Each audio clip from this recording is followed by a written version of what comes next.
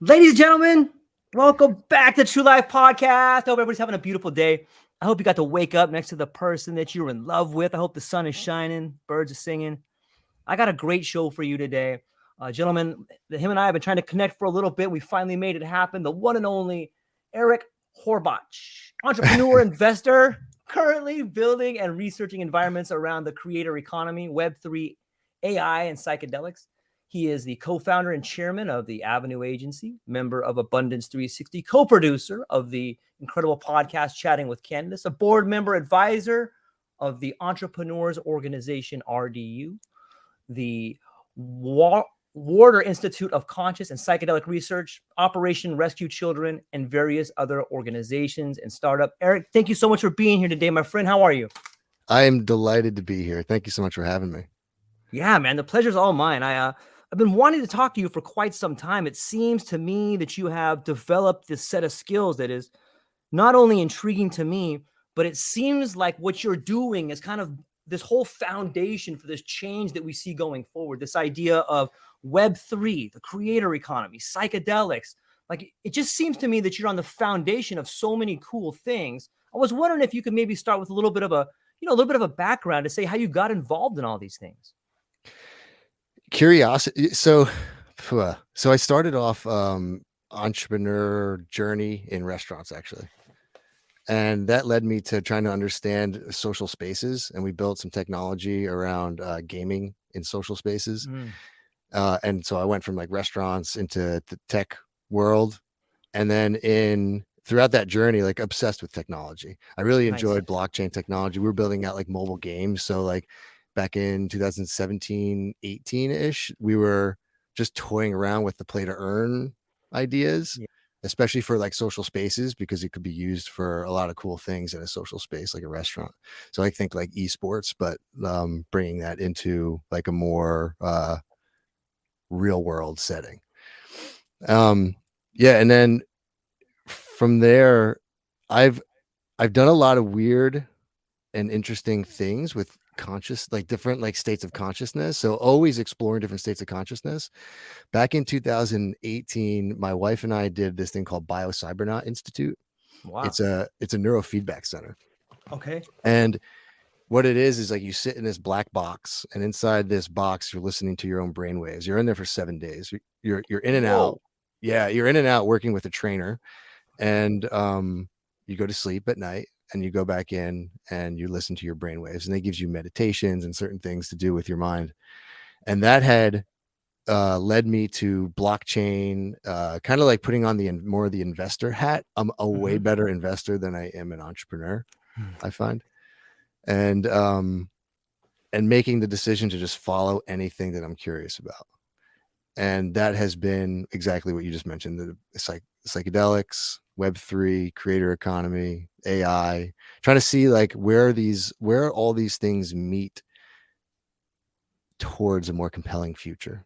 I had my first son in 2019 at the end. Dude, congratulations, man. So stoked for you, bro. Nice. And that will rock your world. And then especially like if you're already a builder or an investor or someone that's trying to live very intentionally, it's like, holy shit, okay, I'm just like ushering this consciousness into the world.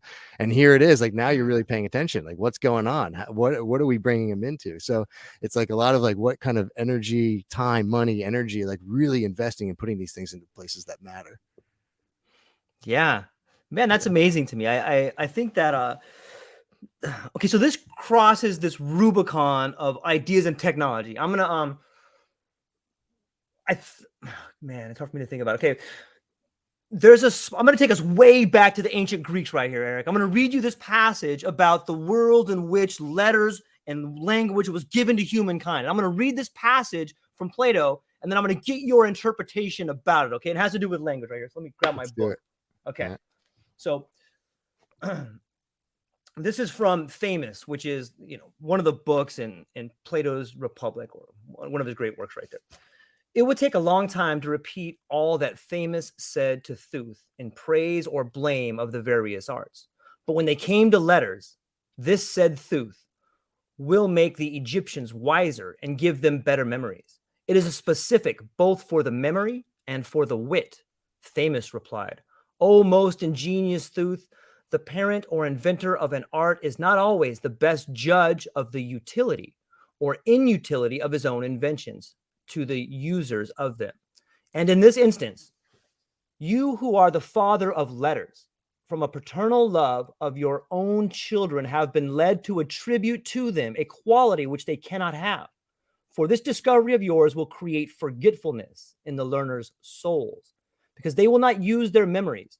They will trust to the external written characters and not remember of themselves. The specific which you have discovered is an aid not to memory, but to reminiscence. And you give your disciples not truth, but only the semblance of truth. They will be hearers of many things and will have learned nothing. They will appear to be omniscient and will generally know nothing. They will be tiresome company, have the show of wisdom without the reality. So I think what he's breaking down there is that when we were given written text, when we were given letters and language, it was almost our demise. Like the seeds of our demise were planted in the phonetic alphabet, and even all technologies, when you're given this technology, it takes away your ability on some other level. And I'm just curious if I know I'm kind of going in depth right here, so bear with me. I'm going to get to this point right here. So if we use this as a stepping stone, and we can agree with the premise that when we provide people with a technology, it causes that normal muscle to atrophy, whether it's language and memory, or whether it's whatever technology we're introducing. Do you think it's possible that what we're seeing right now is like the atrophy that language has imposed on our memory? And that's kind of where we are right now. Maybe these new technologies are going to do the same thing. I know it's kind of a wide margin right there, but what do you think about that? All right. Okay. So I've always, not always, a hat that I've put on recently. Okay. When it comes to technology and building and expression is like, it's a little out there too, but nice. I think it works. Like the earth, is obviously very old and we're not, right? So we become an expression of the earth. If you believe that the earth is living and the earth is actually expressing itself in some way, I don't know why it expressed humans or had created humans in any way. I know that we went through a crazy evolutionary period. Have you seen the show on Netflix, Chimp Empire? No, I have not seen it, but I will look it up. It is a blast into our amygdala. It's incredible. There's politics and there's like, it's crazy. Watching these chimps operate, either in a hierarchical structure or a tribe or like, and then seeing which ones actually thrive versus are really struggling. But anyway, yeah. So as the earth expressed us, and we have been expressing tools and we've been expressing things since we've started developing that capability to help us survive. Really, everything's a fitness payoff. Right. Everything helps us survive. So as we keep doing that and we keep operating from that place of survival. Now, I don't know why like the current technologies are converging the way that they are, but they seem to be. What I do recognize is that they are an expression of us. So if we are an expression of the earth and these technologies are an expression of us, then in some way it's all divine. So there's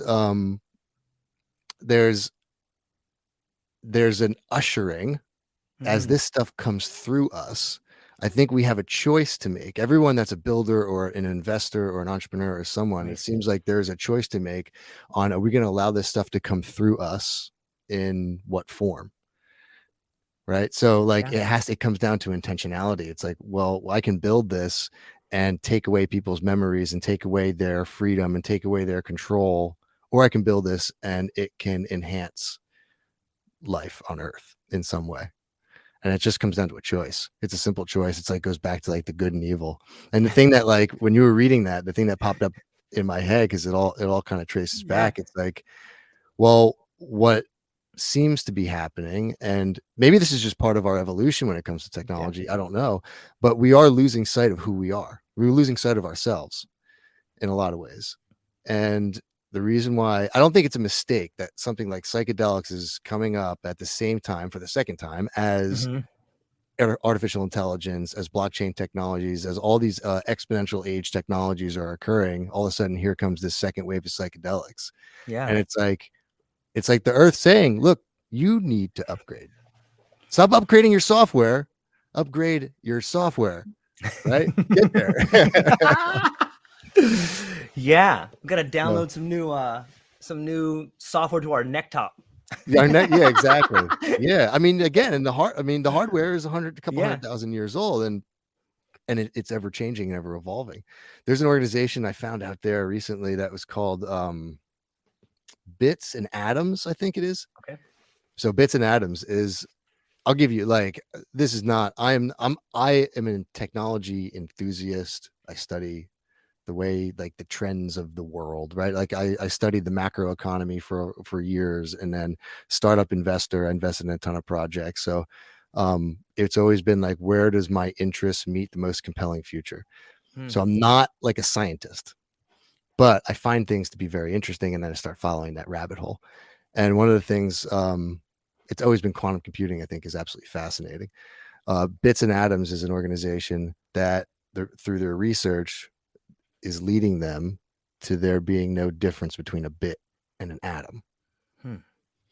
So the material world that we see versus the digital world really has a place. And you go as deep as you go. If you can go deep enough, there's a place where they come together and become one. It makes sense. It makes sense. I mean, I like to think that the earth grows people the way an apple tree grows apples, right? So it's all, it's all us in a weird sort of way. If you want to dig down, it's all you in some weird sort of way. Yeah. If you go deep enough, it is. That's why it's called inner work. Yeah. It's a great point. Yeah. Sometimes I wonder too how I've been zooking out like a lot on Marshall McLuhan lately, man. This one's called the Gutenberg Galaxy. Man, this guy I think was 50 years ahead of everybody. Back ironically enough, he was big in the last wave of psychedelics. So it's interesting that I'm rereading him now, and it's becoming so much more relevant in my life.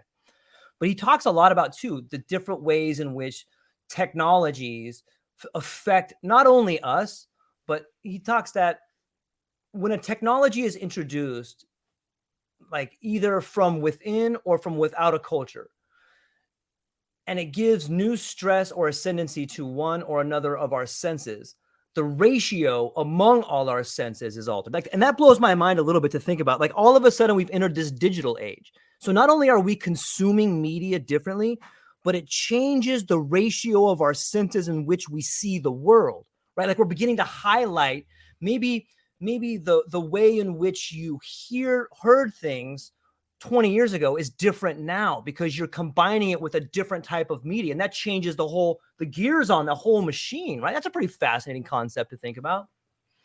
Totally.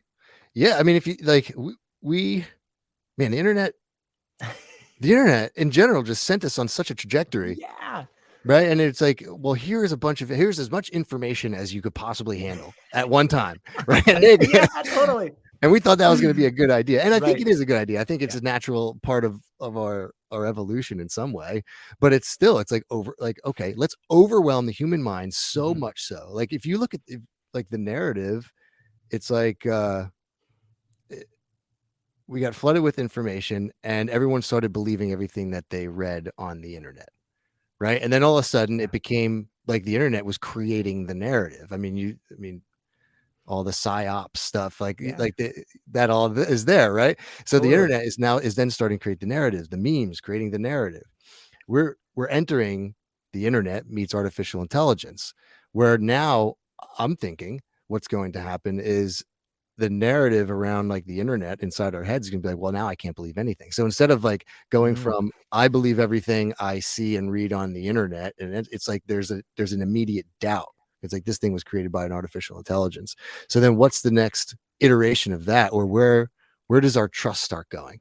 And I think that's where, so we talked in the beginning about creator economy. Yeah. And I think that is the most important piece of individuals like you who are out there talking in the world. It's just like, we need people we can trust. And the only way you can know if you can trust someone is if you really download their digital selves into yourself. Like, is this person feel right? Does this person like really have the values and beliefs that I think need to exist in the world for whatever reason? Right. I mean, hopefully there's more people that are looking for like a good good reason. I mean, there's a lot of, I don't know. No, it makes sense. I'm curious to get into that idea. Like when you look, so I noticed too that when you wrote AI in your bio, you used lowercase. Was that like a message to say that I think that AI is not as big as we think it is? You caught that. Honestly, it was like, I don't know the right way to do it. Yeah, me neither. And to me, it feels like a lowercase. Okay. Right? I agree. Felt like a lowercase. Like, I don't know why everyone keeps putting it in like uppercase. It just didn't make any sense. Like, we made it. Yeah. Like, it was an expression of us, and it's like, it's art, right? Like, the artist is the uppercase. Right. The art is the lowercase. And then sooner, maybe it'll become conscious one day, and we can have that conversation on when I'll start uppercasing my A's. I love it, man. Anybody listening to this, you should always go AI lowercase. Like, it's Junior. Hey, Junior, come over here. You know what I mean? But it's fascinating to think about. So if we get back into this idea of the creator economy, and as someone who has begun to build the lattice around it, I'm curious what you foresee happening. In my mind, it seems like the live format is the one thing that really authenticates you. It's like the stream of consciousness is its own heightened state of awareness. You're here, you're present. And if we look back to, the Sufi poets, or we look at psychedelics, or we even look at the people we love in our life, it's that immediate conversation between you and me here and now that really has the juice. Is that something that's going to be incorporated into and be purposeful for the creator economy? Yeah, I hope so. I think it's the only way to do it. And I find it wild that we don't have presidential campaigns and debates on podcasts. I mean, it's just because, like you said, it's authenticity, and you're not going to get the authentic version of somebody when they're sitting up on a stage getting asked very specific questions and then waiting for an answer. Like, you're going to get the authentic version of them when they're in a dialogue with somebody. And that's the way, it's just the way it needs to happen. So yeah, I think that, the real big challenge there is that it's still the same problem, that there's so much content, and it's like, who do you trust? And are they going straight to the source? But we'll get there. And I think that's where Web3 can come in and start validating certain things. But yeah, in the end, I do think that authenticity is the most important part of the creator economy moving forward. And that's not to say like someone that just picks up a microphone and starts talking doesn't mean that they're an authentic person. They're just really good at talking. Right. It's just, that doesn't mean that they're integral to, like, when we use like the psychedelic work, it's like, let's sort out the stuff that I'm not in order to get down to the stuff that I am. And then let me express that stuff. Right. And then that's where the authenticity really comes in. So what I look for is people that are integral, not just authentic, and not because you could be authentic and still be talking from a very hurt part. Right. And it's still authentically your body and you, but it's not integral. It's not the not hurt part. It's not the magic part. Right. Yeah, it's true. That tends to, I think you can identify that on some level. I mean, maybe that's that attraction that we feel when we meet a close friend, or we find someone that we really want to build a relationship, is that you can recognize the thing in them that resides in you. Like, you see the mirror there, right? Like, hey, this person's an asshole just like me. Or, hey, I know why he's doing that. Or, man, this person really cares. Or, hey, this person's really been hurt. I know, because I've been hurt that way. And like, that's where you can get that real bond in there, right? And you can, I guess it goes to show that we're communicating not only through our voice and our facial features, but Lord knows how much pheromones or what's being exchanged between us when we're sitting next to each other. Like, and maybe that's where that integral part comes from too. I guess. Yeah. What do you think? I think it's part of the gifts. Like, someone that's had, and I know this, like, my wife is a perfect example. She had a lot of challenging situations growing up that created an automatic response in her where she can smell bullshit way better than I can. She's just like the queen of smelling bullshit on anybody. And it's not just any bullshit. It's not like someone that's just lying or something like that, but it's more like are they coming from them? Mm. Right? Or is there something else that's stirring up? And sometimes she can't even identify, and she'll bring it up. I'm like, babe, like, okay, you got that sense. That's good. Appreciate that. Love that part, right? Because it's part of the gift. I don't know how to recreate. I mean, man, if we can use technology to recreate something like that, that'd be really good. But then again, it's like, well, that's why humans, that's part of the special magic of being human. And I do think that in person, I mean, this is fine. Like, this is It's okay. Like, I'm fair. getting It's a pretty fair. good sense of you, but it's not, yeah, in person is just so much better. Cause like, yeah, there's energy, that energy connect. But then you get into quantum stuff and it's like, well, do we really need that? Right. Yeah, I think that one of my favorite authors from like the olden times, one of my favorite authors in the world of religious studies is Mircea Eliade, and he talks about this idea of like the felt presence of the other, and sometimes you can really feel it, like on a high dose psilocybin trip or in any heightened state of awareness.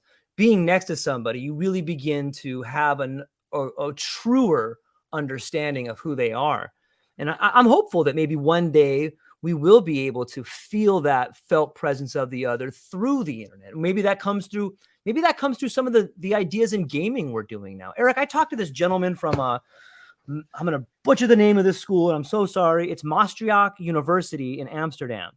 And he is studying the effects of DMT in gaming and talking about creating new games where, and the way he describes it is so awesome. Zeus, if you're listening, I love you, buddy.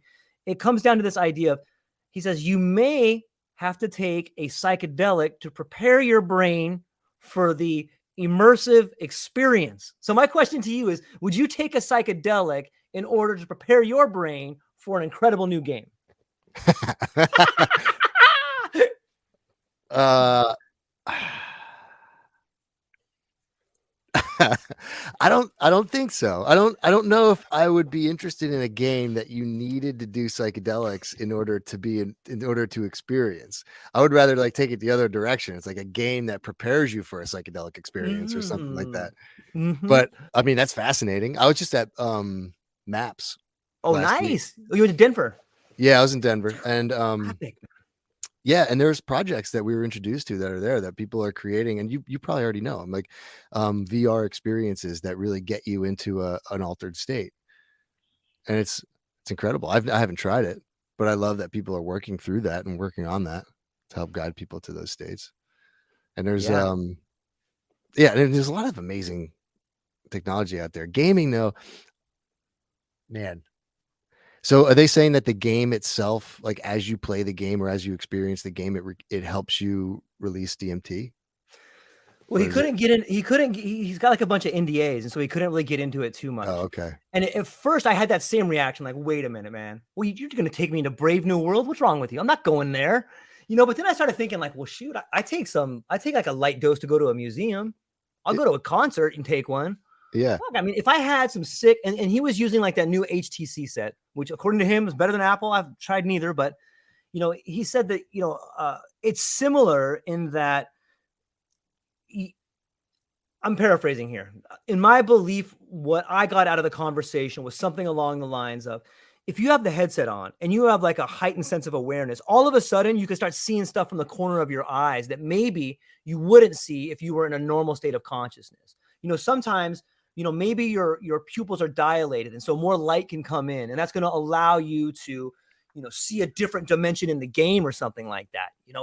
And so I was like, whoa, okay, I get it. When you look at it, taking a substance, not only for gaming, but for any sort of immersive experience, I could see, like, I would definitely try it. I think that there's something to be said about being in a heightened state of awareness and playing a game.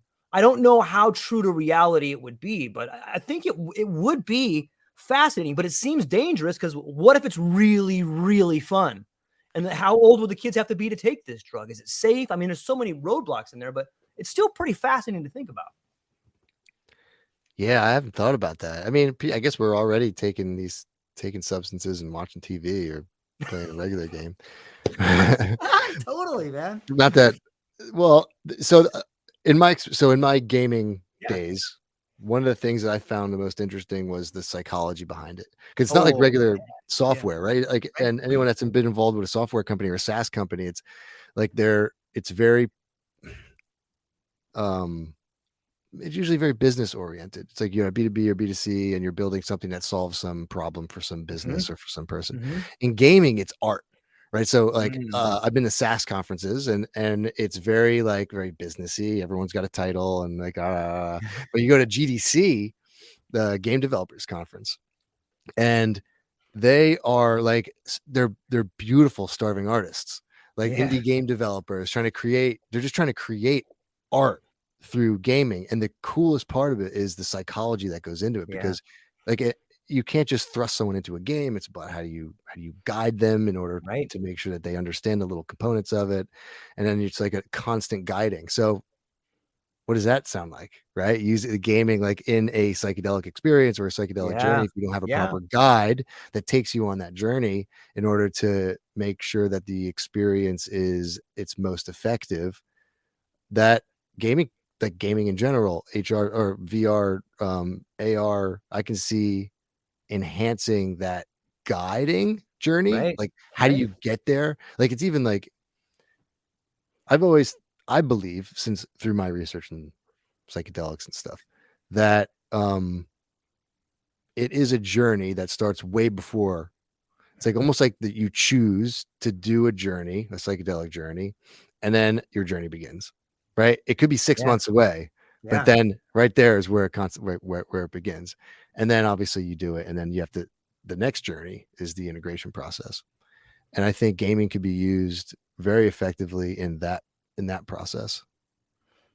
But I don't know. It's like even with these substances, they're altered states. Our phones are altered states, yeah, TV altered states, everything's, and it comes, for me, it always comes back to, you doing it for entertainment and avoiding right, something, right? right. Or are you doing it for whether spiritual growth, personal development, some sort of creative outlet, Yeah. you Yeah, know? when I think of gaming, like I love the idea that you brought up about a guide, because even the games I played, like I grew up on like I had the Atari. No, I'm dating myself. First Atari, then I had Nintendo, then the Sega Genesis, and I kind of tapped out at the PS1 right there. But in all those games was like the hero's journey. You know what I Yeah. mean by that? Like it's the evolution of the great storytellers and a different medium to tell the story. And it's interesting because when I was talking to Zeus, we were talking about game design and the way in which the best way to get in someone's head and keep them there is through these old frameworks of mythological structures. Hmm. Zeus was brought up in the world of voodoo, man. And so I was like, okay, so is there mythology in voodoo? And he started telling me about conjuring. And there's an entity there that has to have a top hat and a feather and like a glass of wine, and then but so as he's telling me all this, like I'm like, oh crap, I don't know anything about conjuring.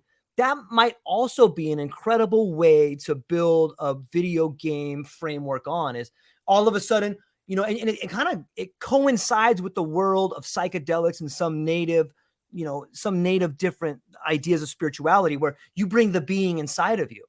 And you could almost see like you put on a set of goggles and then all these things pop onto you, and you become conjured into this game, and that would help on the whole psychedelic range. But yeah, man, I really love the idea of behavior and frameworks and the hero's journey, and in some ways it seems like that's what we're all on, right? Yeah, totally. Yeah. Yeah, I think so. I mean, those it's interesting because like I've been thinking a lot in my journey. Like I've done the gaming thing, Right.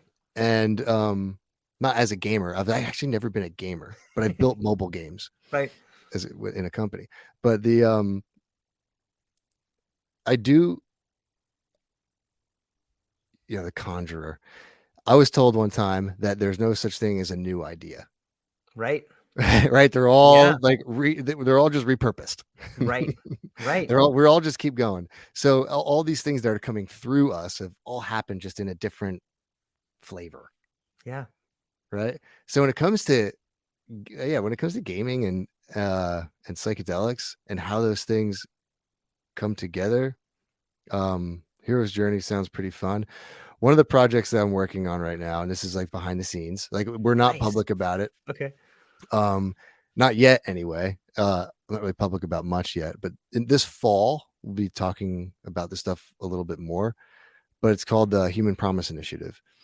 And the idea is we've been working on this for about a year now, and I've been studying a lot of these technologies, including gaming, and thinking about them on how, including psychedelics, right? I do consider psychedelics to be like a raw material, and the technology portion of it is what comes through us.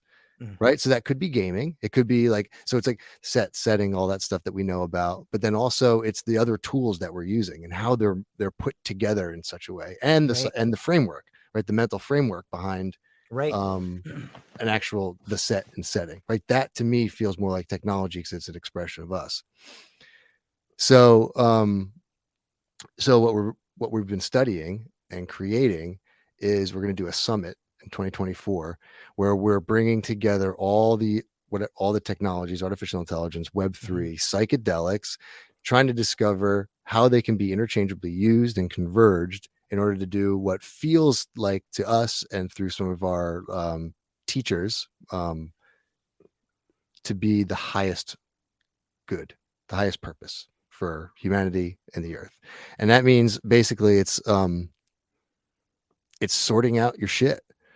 Right. It's like, how can all this stuff be used to sort yourself out, Right. and be more of the, like we talked about before, not the authentic version of you, but the integral version of you.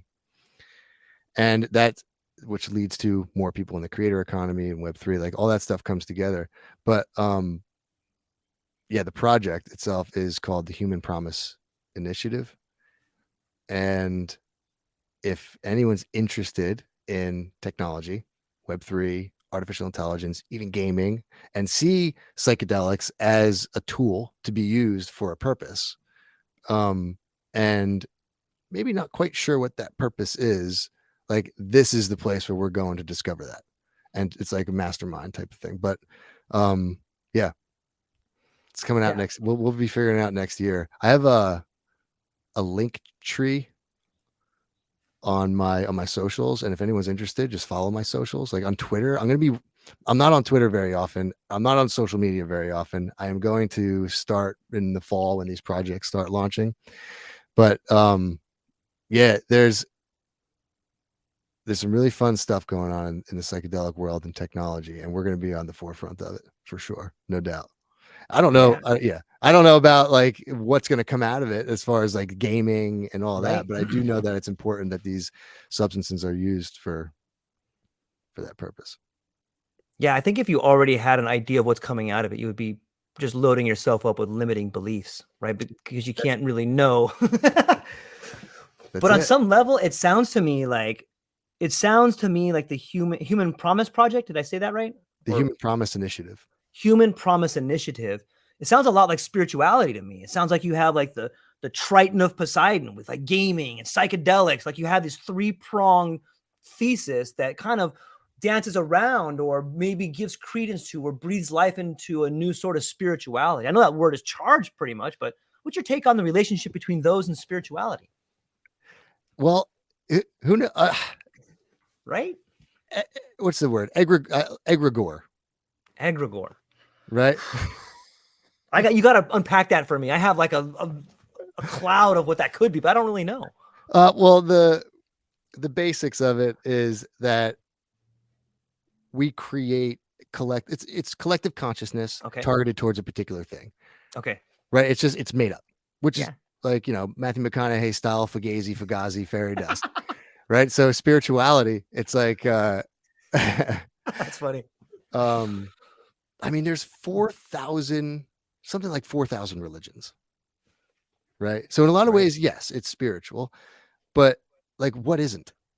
Right. The way that we choose to go about our day is spiritual. The way that we choose to get a job and like the reasoning behind going to get a job is spiritual if you allow it to be.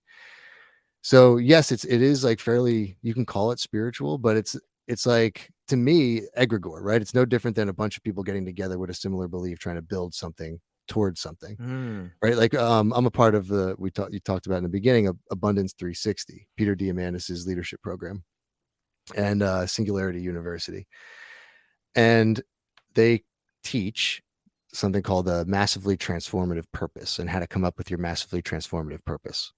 And this is for entrepreneurs and business leaders. Like, okay, well, if you can come up with this massively, wildly transformative thing that you're here on earth for, and it has to feel like it has to have energy drawn into it, it needs to feel real for you. And it's hard to come up with for people. Yeah. I mean, it's hard for me. And then once you have that, you start building and guiding your life towards it, and it gives you purpose, right? If you have a company, a couple of things happen. One is you have someone talking about the purpose of the company, and when they're public about it, more people will funnel in and be like, okay, that interests me, because you're hitting on something that's like a curiosity button to people, and then an audience starts forming, and then from there, a community starts forming. Like psychedelics has done this on its own. Like you see communities forming around the substance, right? Which to me, it's like the sacred calf, like the golden calf. Like I think you got to be a little bit careful around building communities around a substance. Like what is the spirituality here? Like, are you really like what are you here to worship? You know, we've been told this story before. Ideas aren't new, right? Right. They've happened before. So so I think you got to be careful with the golden calf thing. But so massively transformative purpose. Someone expresses it. An audience starts forming. You see this creator economy. Audience starts forming. From that audience, a community starts building. From that audience, there's very skilled people that are not just skilled in what they're doing, but super interested in your mission. So then you have staff on demand. There, include Web3, right? That's how a lot of like the Web3 stuff kicks in. Staff on demand, meaning you have a pool of humans that have some skill that could be used to insert into your mission in such a way that makes sense. Peter Diamandis teaches having a moonshot, right? You have a purpose, and the moonshot is something that's fairly achievable, almost achievable. It's like this thing's wild and out of control, but here's metrics behind it, and it can actually be done. So then you convince people like, yeah, this thing can really be done, and more people start following it, and more people start following it, and then you get skilled people on it, and then that's the way Peter Diamandis teaches it, and then you build the community. Now there's a challenge there, because if anyone's been through like the startup world, they're like a startup incubator or accelerator program, like what they teach is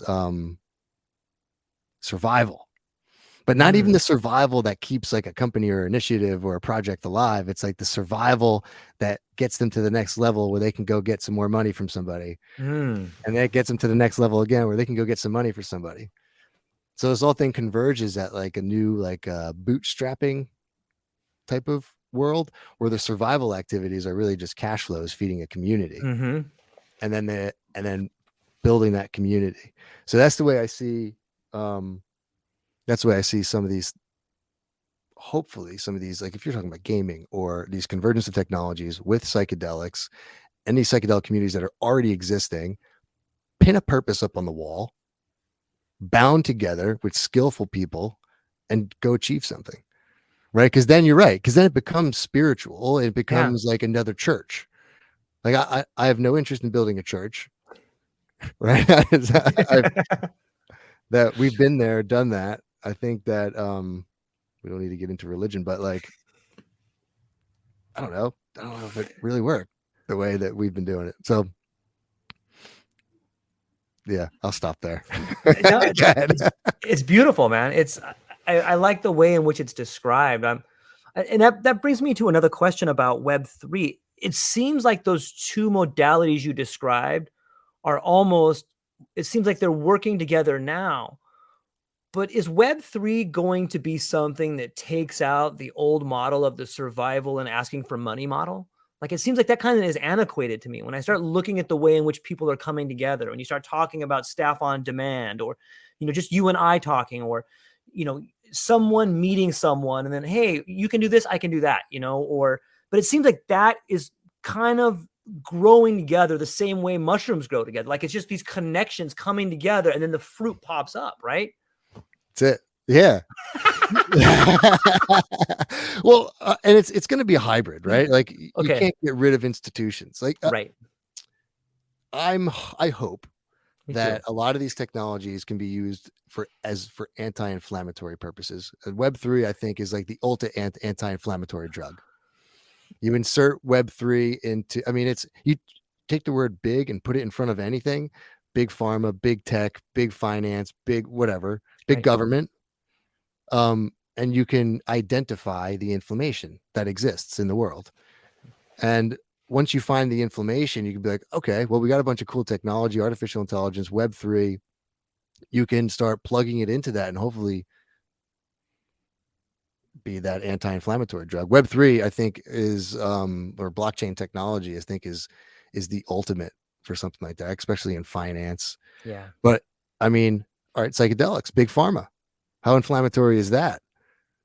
They keep you on the treadmill of pills and stuff. But once we really dig into healing, right? So I think that I think that if we guide these things in the right direction, into an anti-inflammatory direction, then we are on the cusp of having a really cool world.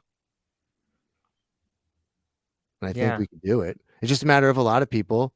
And, back to spirituality. I mean, yeah, if you want to make a purpose, a spiritual endeavor, then I think, yeah, you should, right? Because we should make meaning of our lives in some sense, some way, or at least I'd like to. Yeah. Yeah. It reminds me of the saying that in life, you can't control what happens to you, but you and you alone get to control the meaning of that event.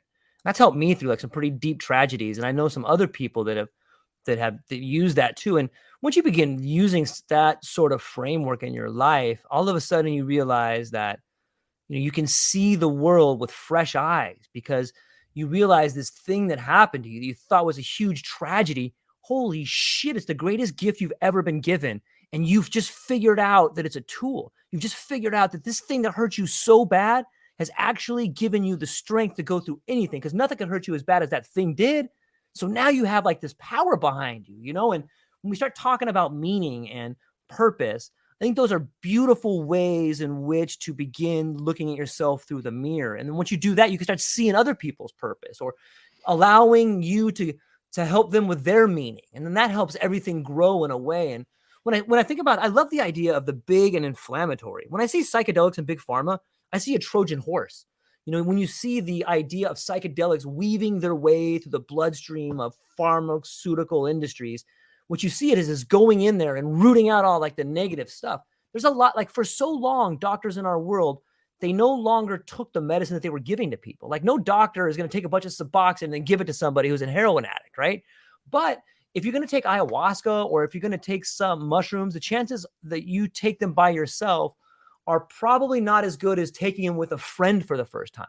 And a friend is kind of like a doctor, but I think that sort of idea is permeating the inflammation of the pharmaceutical industry.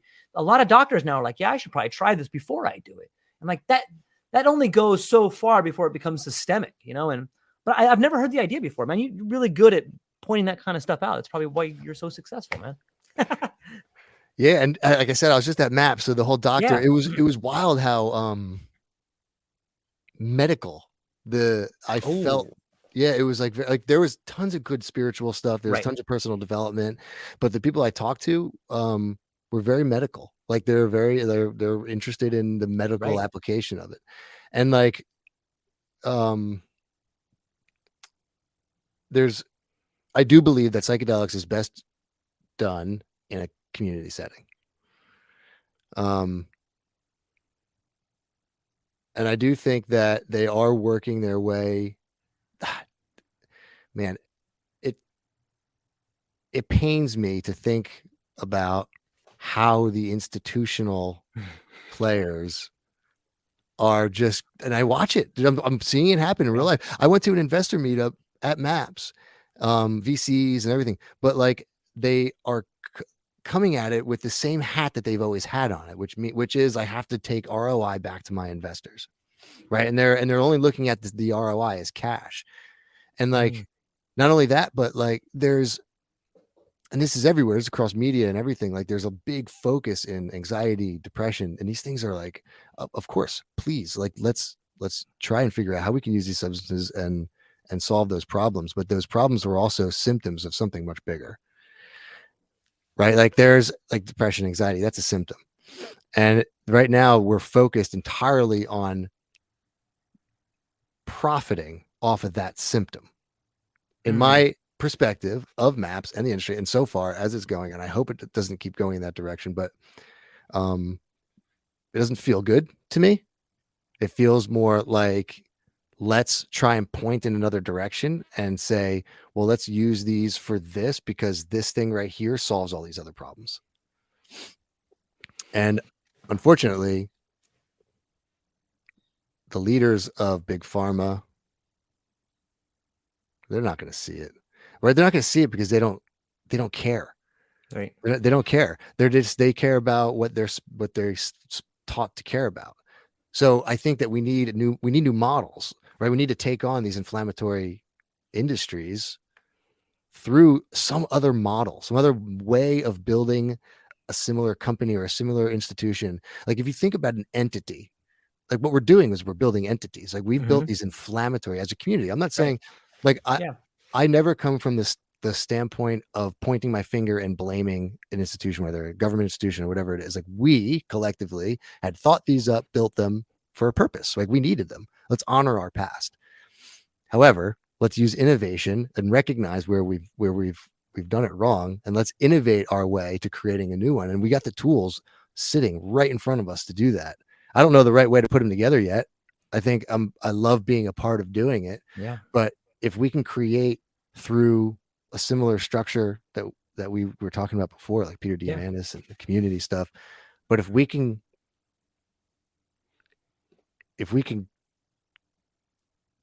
create more decentralized versions in some way without sounding like utopian, like it can be done in a hybrid model where you have people that believe in what you're doing and building the pharmaceutical company the way it's supposed to, supporting each other, where like doctors are willing to take the medicine. Because I don't, how many doctors out there prescribing medicine they're not willing to take themselves? Like it's garbage. Yeah. And then the other piece of that, I would say, then this is kind of like a word of caution to psychedelic communities almost. Through my research and experience so far, talking to doctors and people that have been working with these medicines for 50 years, it's obvious to me that it's not a panacea, right? You're not going to, like, psychedelics aren't going to solve everything. And we've heard that before, but at the same sense, like if I broke my leg, I'm not going to go to a doctor and go get penicillin, right? It's like, it's the same concept, I believe, in psychedelics.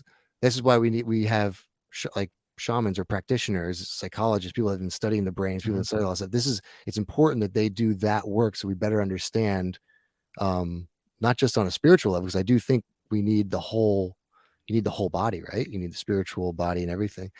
But I see a lot of people throwing heroes dose at like, some very specific depression or anxiety or fear.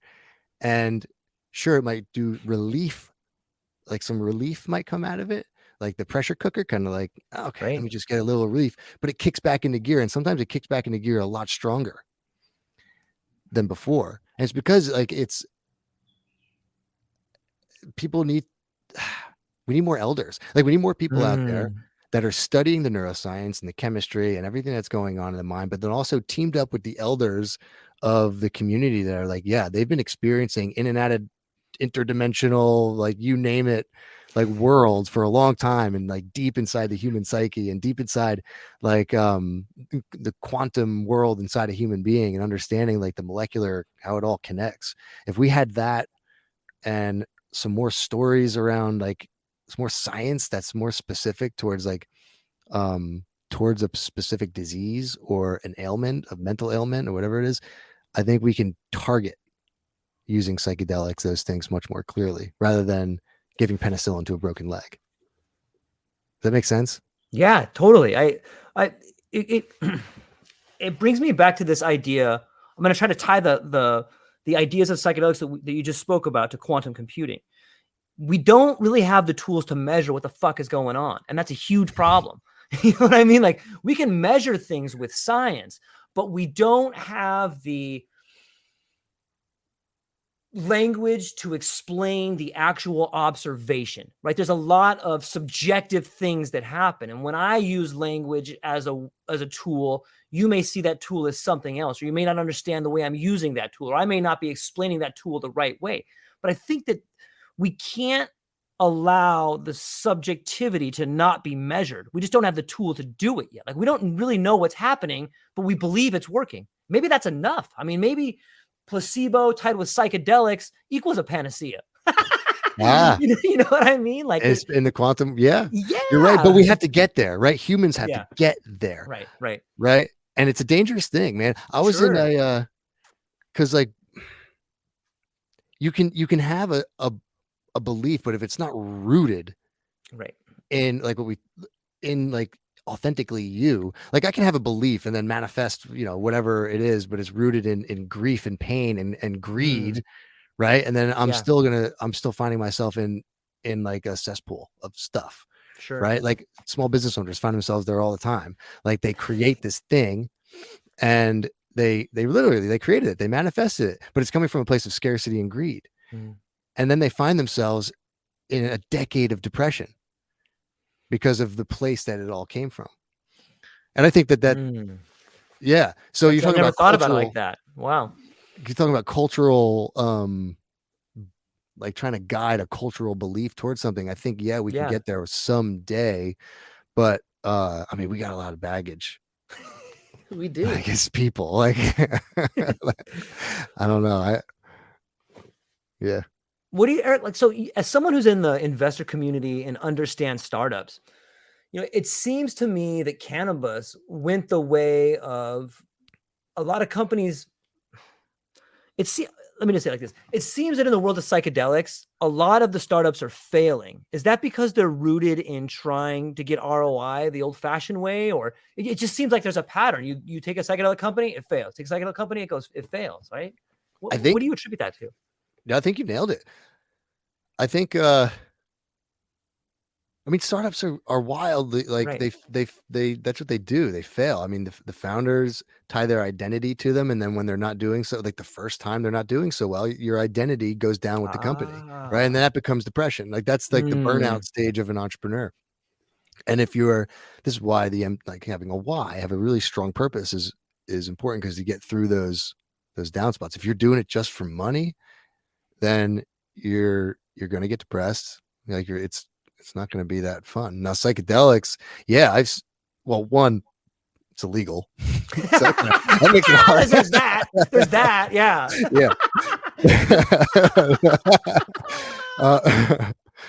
But I guess we will see more and more coming out, and I've seen them. Like, I was sitting just at Maps. I was pitched. Some guy had microdosing, like little packaged microdosing things, and he did a really cool way of putting it together. It's like a little lozenger, and it was each little one was, I think, 1/4 gram of psilocybin in there, and he packaged it really nice. And who knows, like, maybe when it's legal and he can start selling it, then he'll do well. But first we need legislation. And I am on the fence on, like, there's the school of thought where,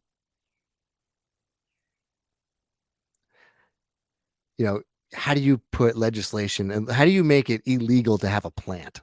Right? That's absurd. Like the cannabis thing. Like, I don't understand how you can do that. It is absurd. It's ridiculous. However, we are who we are as humans, and we've done this thing, which was create a giant law that banned something. Right? It is just unlikely, and as much as I believe that it shouldn't be illegal, it is unlikely that it'll go. Like, they're just going to wake up one day and federally make it legal. I don't think it's going to happen. It's going to go through a big process. And in the meantime,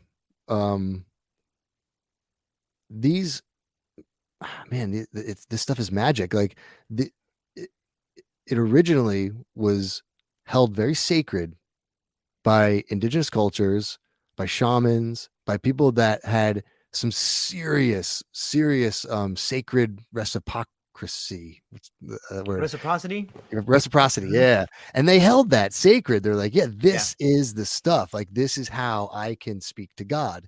This is how I can speak to my soul. This is how I can really navigate the world. And they become priests. They become, whatever. That's kind of the way. I mean, from my education so far in the field, like every religion, at some point, if you trail it all the way back, someone's using psychedelics, right? It's like, Yep. stealing fire. I always come back to stealing fire. Stephen Prometheus. Kotler. Right. It's like, yeah, Prometheus. Yeah, it's like, man, as a society, we bound together and we create these rules and these laws and these things in order to progress, right? Let's say it that way. Now, there's a school of thought of like, let's do it for control, and obviously we know that's not good. But if we bound together and we do this as like a group, it's like, well, maybe that guy over there who's already connected to in some way to the earth and the heavens naturally, like that guy, maybe we let him do the journeys and come back and bring us like the fruits. Right? Like, it does seem like it makes sense rather than just going out there and be like, all right, now everyone, like the Vikings, right? The Vikings were like, all right, everyone do a bunch of mushrooms after you go out and kill everyone. Of course, that works because you have to you cleanse all that murder. Yeah. So that you can go do it again. Yeah. And rape and pillage, right? It's like, yeah. I don't know. So that's where I'm on the fence. I'm like, well, should everybody be doing psychedelics? Like, no, I don't know. Like, can we keep it? I don't want to, like, we don't need the Vikings again. And I'm part, like, and I'm like Viking. I have Viking blood, right? Like, and I'm just saying, like, come on. I don't know. Yeah, it's fascinating to think about. I know we're getting close on time, but I have one more question, and then I'm big on semantics. I love language, and sometimes I see the language. If you take a high enough dose of mushrooms or anything, you can actually see your language, right? So I try to look at my language, and I'm really upset about the word retreat. Like, I don't think that people should be going and retreating from your problems.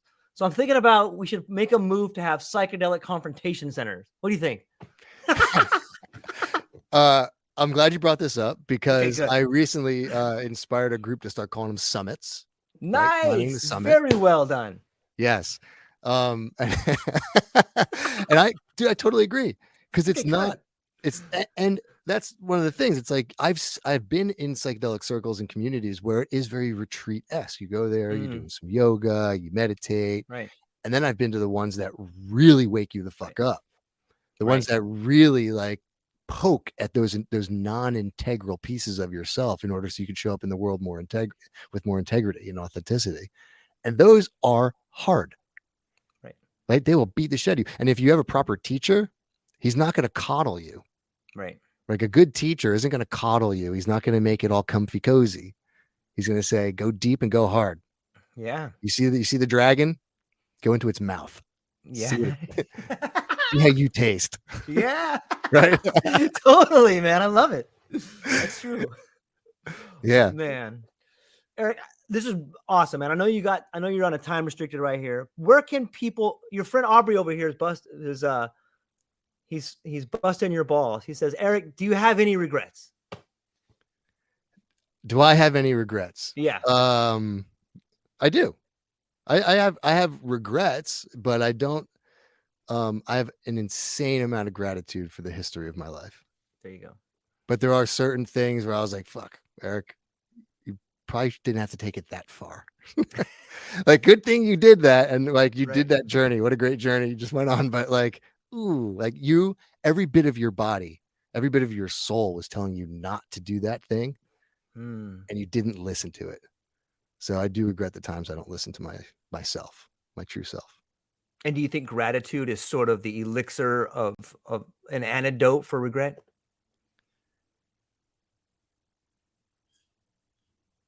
An antidote for regret?